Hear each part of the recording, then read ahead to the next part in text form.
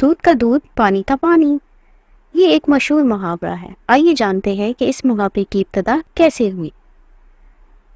عام طور پر یہ کہاوت اس وقت بولی جاتی ہے جب سچ اور جھوٹ کا فرق معلوم ہو جائے اور دونوں واضح ہو کر الگ الگ ہو جائیں۔ اس کہاوت کے پیچھے قصہ کچھ یوں ہے کہ کسی زمانے میں ایک گوالا اپنی اکلوتی بھینس لے کر گاؤں سے دولت کمانے شہر چلا گیا۔ وہ دودھ میں پانی ملا ملا کر بیچتا۔ ملاوٹ والا دودھ بیچ کر جب اس کے پاس بہت سے سونے کی اشرفیاں جمع ہو گئی تو اسے اپنے گاؤں کی یاد ستانے لگی۔ اس نے سوچا گاؤں جا کر بچوں سے ملاقات بھی کر لے گا اور اشرفیاں بھی گھر میں کسی محفوظ جگہ پر چھپا دے گا۔ اس دور میں سفر آسان نہ تھا، لمبے لمبے فاصلے پیدل ہی طے کرنا پڑتے تھے۔ گوالے نے ابھی آدھا ہی راستہ طے کیا تھا کہ اسے نیند آ گئی۔ پاس ہی ایک ندی بہہ رہی تھی۔ اس نے اشرفیوں کا تھیلا اپنے سر کے نیچے سرہانہ بنا کر رکھ لیا تاکہ محفوظ رہے، اور ندی کنارے بے خبر سو گیا۔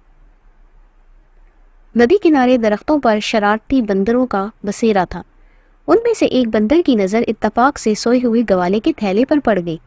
اسے شرارت سوجھی۔ وہ چپکے سے تھیلا اٹھا کر درخت پر چڑھ گیا۔ گوالے کی آنکھ کھلی تو اپنی جمع پونجی دیکھ کر گھبرا گیا، اور وہ بھی بندروں کے ہاتھ میں۔ ہزار ہیلے بہانے کے باوجود بندروں نے تھیلا واپس نہ کیا۔ ایک بندر کے دل میں جانے کیا سمائی، اس نے تھیلا کھول کر اشرفیاں گوالے کی طرف پھینکنا شروع کر دی۔